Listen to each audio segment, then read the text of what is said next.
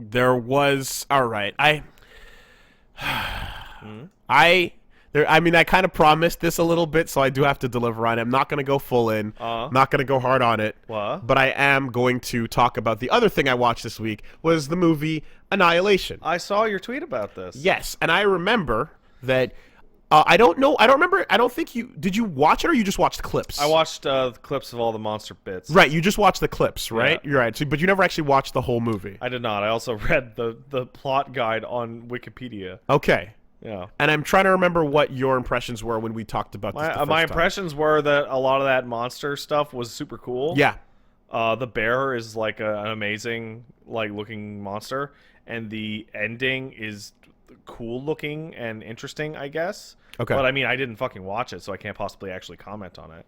Okay. Other than from a visual level. So I like this is one where I fully like, and this is God, we're going hot off of last week's Persona discussion. Yeah. I'm fucking doing it again, I guess. But like here I am. I'm gonna be on a mountaintop and 80. So yeah, 89%. Everyone's gonna come at me for this one got because the Natalie Portman in it. And I mean, like there's a couple people out there that are just like, yeah, dude, I totally agree. But for the most part, I'm definitely against the grain on this one. Why do you hate good movies so much? So the problem is not even that. It's really just, if I can paint a scenario for you, All right, we're gonna spoil Annihilation. Let's paint. If you're interested in Annihilation, you probably want to tune out. For like 5-10 minutes or whatever. Yeah, I don't want to go too long, and I'm gonna try to keep this as level as possible because, quite frankly, in as much as I can fucking be like, all right, I'm here on the mountaintop, and I'm gonna put the gauntlets on and just fight all 89% of you motherfuckers and just yell and scream. I'm gonna try to take it. I'm gonna try to. You're not at that point in your life where the blowback powers you yet. But it's also because it wasn't so bad that it deserves that level, but the flaws are really, really bothering me. So, what I'm going to paint, I guess, is the scenario, right, where I'm suckered into this because based on just the concept, there is a field Expanding bubble.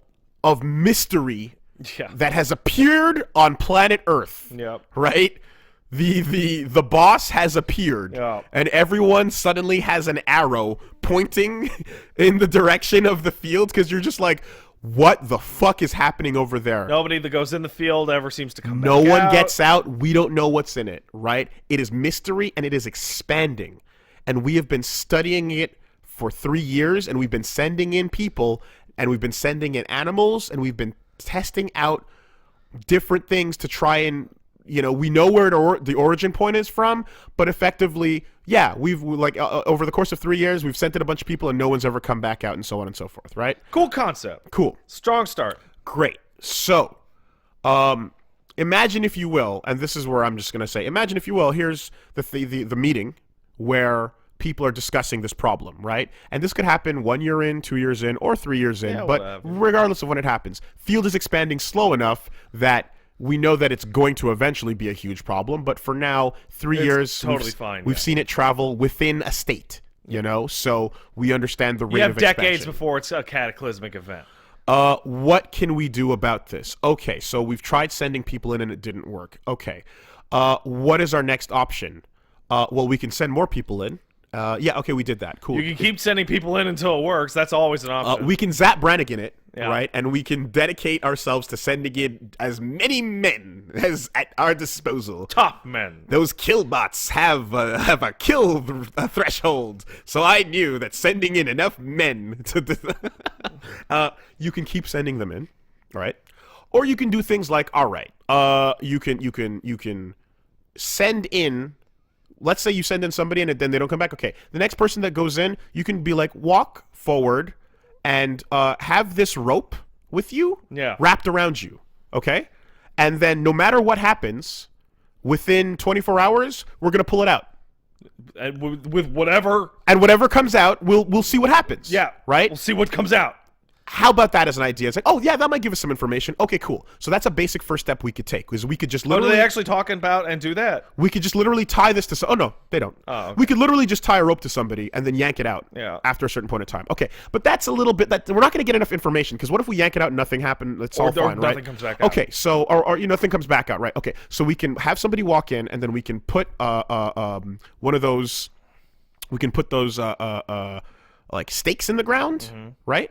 And then we can put like some sort of even like a wiring system to basically create a line tethering you in case, because we don't know what's happening in there. Yeah, guide wire. Right? The guide wire, it might melt and become something else. It might totally end up on the opposite side because the map isn't. We don't know what crazy bullshit is happening in there. Yeah. And I love what I call it Tokyo Jupiter, because there's an old movie, an old anime called Razafon, where Tokyo gets encased in this large fucking thing that looks like Jupiter. Okay. And it's a cool idea because there's a world inside a world and nobody knows what's going inside. No one inside knows what's going outside, and vice versa, right? So this type of concept is interesting to me. You're describing the plot of Shin Megami Tensei Strange Journey. It's a super awesome mystery thing. I love that, right? So somebody can walk in and then put the little stakes in like guideposts, and then we can even tie a little like one of those automatic things that travels down the wire really fast with a little note where you're like, okay, even if you're gonna die and evaporate, or like even a camera, right? We can try sending that information back down that rope and see how far we get until we get to that origin point, which is the lighthouse. And if you don't make it that far, then we still at least have something to go on, right? That's possible as well. Okay, no, that still, for whatever reason, let's say that method doesn't do it, or, for some reason, kind of traveling with vehicles and then having an automatic retraction, let's say for whatever reason, it's not going to work with the mystery of this thing, right? What about if we literally went above it to the origin point and orbital dropped down to the center point where we know things are happening? Yeah, parachute in. Right? Camera wouldn't work on its own because that, a rappel with the person tied to the rappel, go in, go out. Like, why the journey where we have to kind of walk through and take days and days to get to this origin point when we could possibly just fly over it and going down? Now, here's the part about this, right? I'm starting this out on a completely wrong note, right? And I'm starting this out on a completely wrong note because I'm giving you the literal. I'm telling you literally what made no sense in terms of the events occurring. I got the impression reading up on it that there's a character plot line here with emotions. Yeah, and right. stuff So it's the why didn't we drop the ring into Mordor with the Eagle's back, right? Because then the Eagles would have turned evil. So the important part to break down here is, despite all of that premise, because none of that type of stuff happens, right? But like, it's the important part, and the thing that this movie succeeds at is telling you a story not through the lens of what is literal, but through the lens of what is metaphorical. Okay. And through the lens of its themes, right? So the movie is a series of events occurring to a character and a supporting cast, and the supporting cast and the character, it's interesting because it's almost Persona-like in they're all flawed in different ways. They all have their own tortured regret or past or things that have made them experience trauma. And what we literally are seeing is the thematic journey of them walking on foot forward into the threshold, the point of no return that's represented by the shimmer, and they're going on a physical journey and confronting themselves. All right. Right? And it's so everything that happens literally is actually thematically the right thing to occur, to show you how, in a very Persona-like way, you face yourself, you live up to the truth. But then your lizard brain is like, shoot the bear with your gun. Yes, it's a strange journey, you might say. I would say that. In fact, I did say that earlier. Yeah. So you have that the fact that like the movie's literal events are not actually what matters. It's the thematic events that matter, right? Right. And so what's happening, right, is that you get to these moments where you encounter like the alligator, which, that was all right. You encounter the bear, which is a pretty decent CG monster. Like, that was a cool moment, Like, the bear was the highlight that people tend to remember. I remember Little V was like, I don't remember anything but the bear, and I thought that shit was rad. It's got like a cool skull thing going on. Big old skull bear thing happening. Terrifying, condemned ass freaky bear. Yeah. Freaky bear is freaky. Hype bear is hype. Good shit. Yeah, But then good you get bear. to the end, and then there's literally like on a just a technical level, there's a CG alien like dance kind of mirror. It's fucking exchange. weird. It's very weird, but the CG is not great. Though. No, it's The not. CG is very poor. Doesn't and that look good at sucks all. because the bear looked way better. Yeah. And I was very like, oh no. This moment is being hurt by the fact that this CG is failing right now, Yeah. even though what it represents is thematically supposed to be important because it is the character learning to literally face their shadow self, embrace it, and then of course the other part of this that is interesting is the part where you know, and like I've seen the write-ups and the videos about this, but it's like the part where the allegory of the hero that goes on the adventure and comes home, but they still feel like an outsider at home because home is forever changed, or they're forever changed and incompatible with home.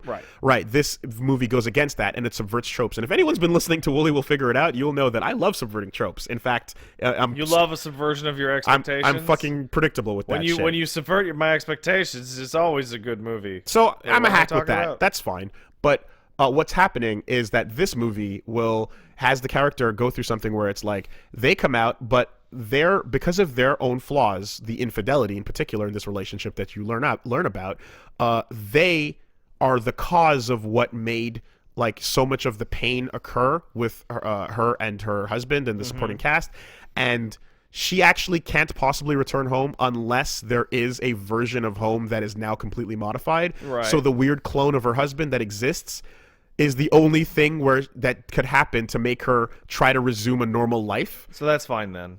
But it's actually bullshit because it's not real, you know. Well, Like, you're choosing to embrace a lie and live with that, and thematically, super on point with that, right? That's what it's going for, Man.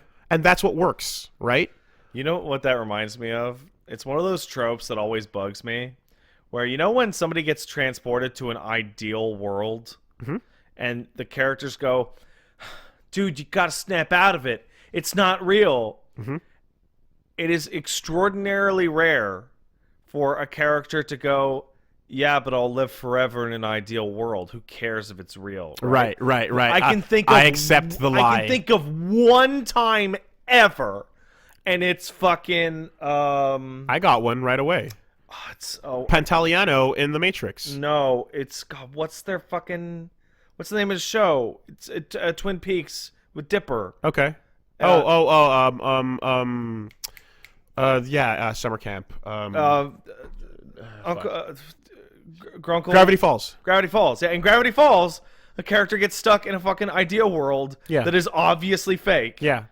And they're like, fuck it. I don't care that it's fake. Yeah. This is the best thing ever. Joe Pantoliano in The Matrix says, okay, so you're going to put me back in? I don't want to remember nothing. Okay, this steak, remember that talk about the steak? Yeah, I remember. So he does it too. I don't give a shit. Right? Yeah. So yeah, that shit's awesome. But anyway, right? So the movie is thematically functioning, and the story's moving forward successfully in the way that is only metaphorical, and in fact reminds me of Cloud Atlas, because Cloud Atlas is directed it's directed emotionally. Yeah. Right. So it cuts from cut to cut on the emotional beat, not the actual chronological beat. Yeah. To me, what should happen? A good movie should be able to take the literal and take the themes and the metaphor and blend them together successfully in a way that the events occurring are still sensical. They're logical, and you can follow what's happening, and you agree with the decisions. And all it needs is, I know this is based on a book, but all it needs is tighter writing around these events. Sounds like it's time for Woolie to figure out how to make a better Annihilation. And then you marry that to thematic storytelling and metaphor, and then when you have a super successful metaphorical journey and then a logical literal journey coming together, you have an awesome film. But when one of them works completely well, and in brain dead shitty like action movies, it's just, I've invented a problem and I've invented a solution, go kill the bad guy, yay, the day is saved. Shallow and pointless, right? Yeah. And people that don't dig deep into the meaning of movies or don't care about that, whatever, will never really care about that. You can just enjoy that on the surface level, and it's totally fine.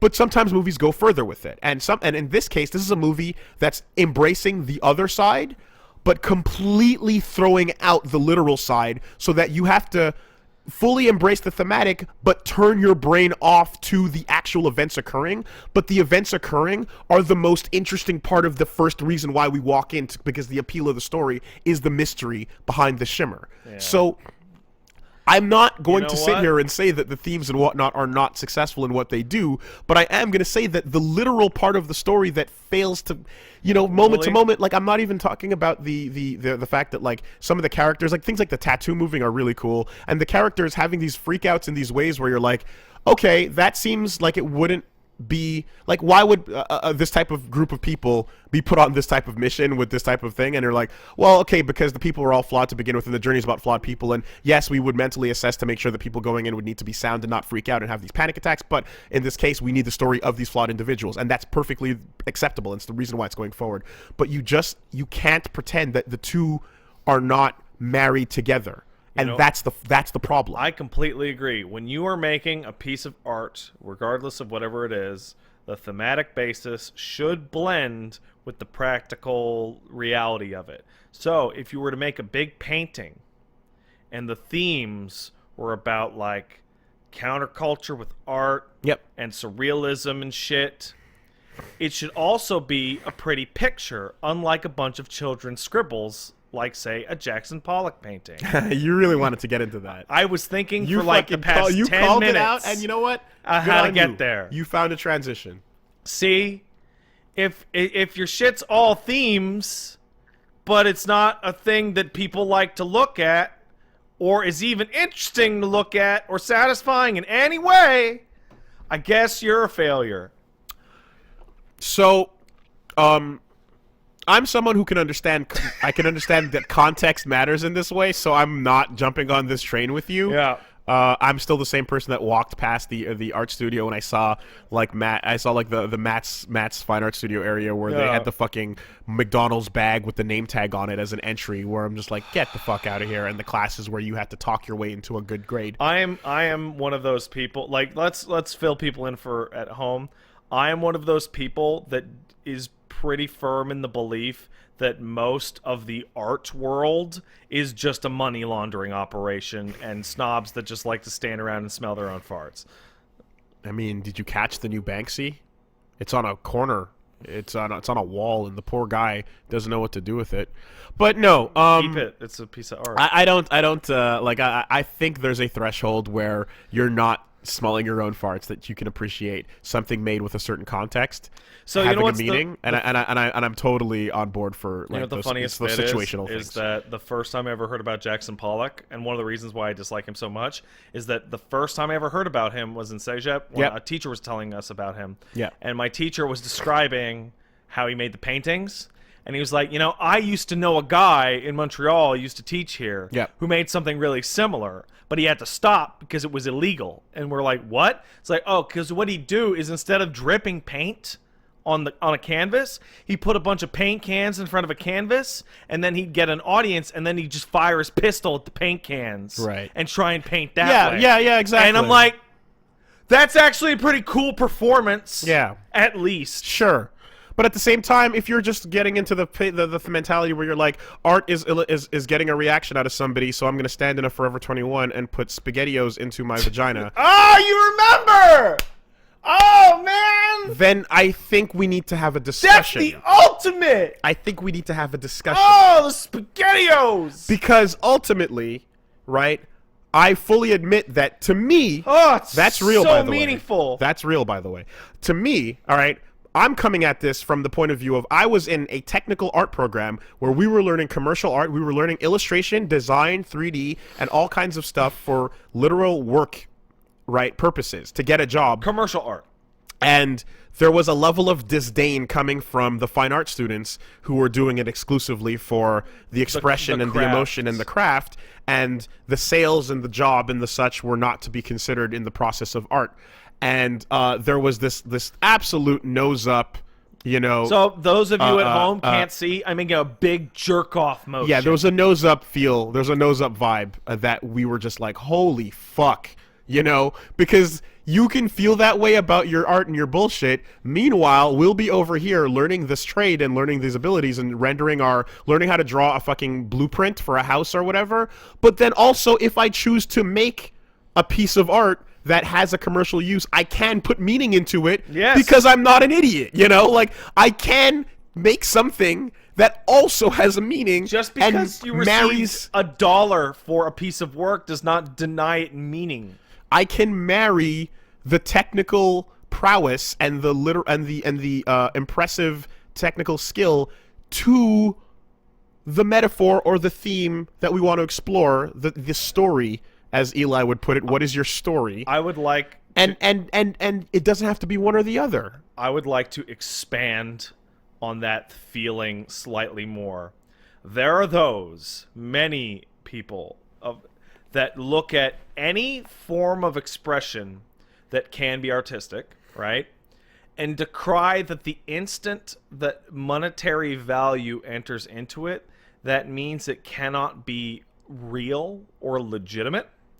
And therefore, art or expression or trades accomplished for cash are therefore deserving of derision next to pure art. I'm doing big air quotes, right?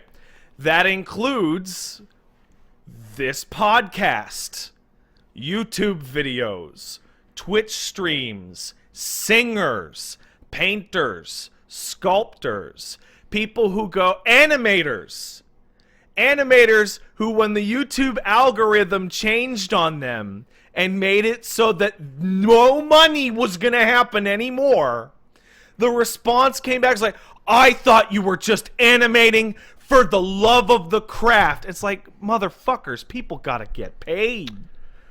People gotta eat. Not only did I literally have that argument with people while I was in school. Of course.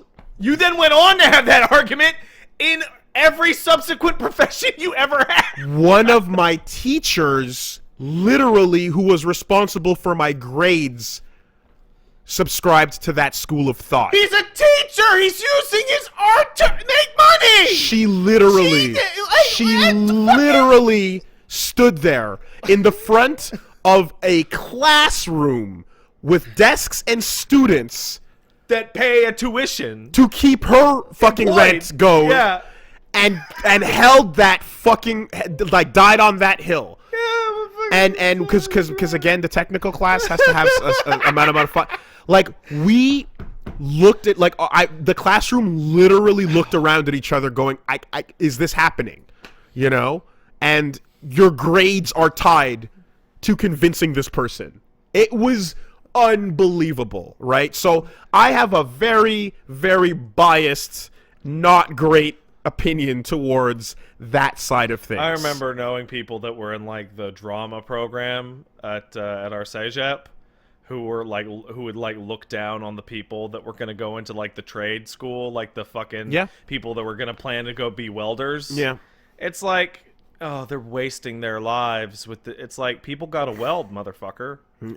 That, like, there got to be like, looking down on a trade is so absurd. Like, we had, like, it was like we had all our technical drawing teachers and stuff, and they were all great.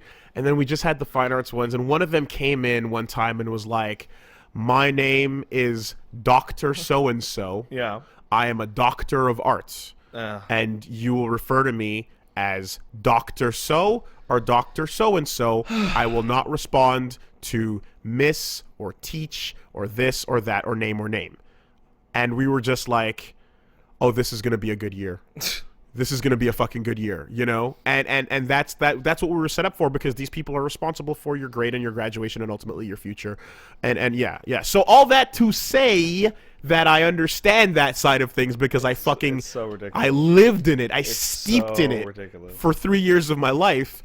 But when it comes to making a movie like this, right? And the part about this that it definitely is going to bug people the most is the fact that it's like, but if I walked out of it and I had a good positive association with that film, doesn't that mean it's a good movie? That is not all that matters in the end. And it's like, well, I'm not trying to take that away from you, but I am saying that, like, you know, after I thought about it, and then I thought about it a little bit more, and then I put that out there, and then people came back, and then we kind of went both, because you know what? Sometimes first impressions aren't always going to be the lasting impressions, right? But you know, despite the fact that the saying says that, it's not always the case. In this particular case, like, after getting through the actual subplot of the movie and seeing that there is this successful narrative based on metaphor and theme, it completely doesn't address the part of this where you're like, yeah, but you failed on the literal level. Yeah. You know? And you don't always have to attempt a literal level, I suppose, but it would have been a better movie, in my opinion, if it did. But the bear was cool. It's a somewhat complex thing. It's like if your story succeeds emotionally but not logically, you end up in a situation where it's like, well, what if you don't actually connect with the movie emotionally? What if you don't subscribe to the message that's going, you know? Right? It's like, take let's take the opposite end of this spectrum, and let's take a classic movie that I'm going to assume everybody listening to this podcast has seen once, is Aliens, right? That is a fucking popcorn horror flick, right? Action horror or what have you. Everything in that movie makes sense from a logical perspective. Monsters, scary, run, right? Yeah. But it still manages to tackle themes of loss, motherhood, camaraderie, betrayal, etc. I've been convinced. Right? I saw a write-up that was like, Aliens literally addresses old world feminism versus new world feminism. Yeah, sure. And I was like, I can already see it. Yeah, exactly. That's the thing. I was like, I'm like, okay, hold on. Nope, wait, hold on. Nope. You actually have a fucking point. In Aliens.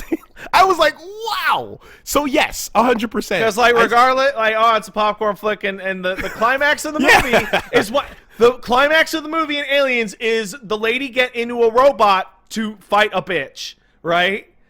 But the context is the person who lost their child risks their life when they don't have to defend a child that isn't theirs because of the attachment they have, right? That's a theme. There's something going on there. There was no need to, in the service of the literal plot, remove that emotional thread. In fact, the emotional thread improved it, and it would be the same with Annihilation, I feel, whereas if even if the movie was, say, 80-90% emotional, if the literal part of the narrative gelled together a little bit, it would probably have been more satisfying to you. I think so. And we could just sit here and list movies that successfully do both all day. Old Boy, all great movies. Alien.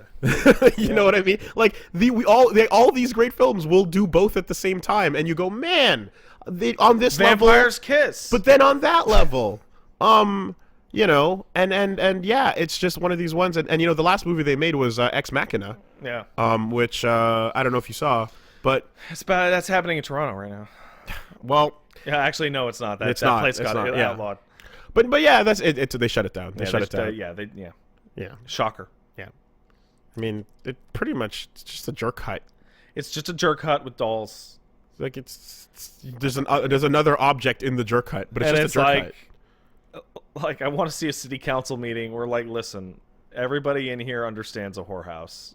This is creeping us out. But it's just the terminology that freaked everybody out, where they're just like, no, you can't have a real doll whorehouse.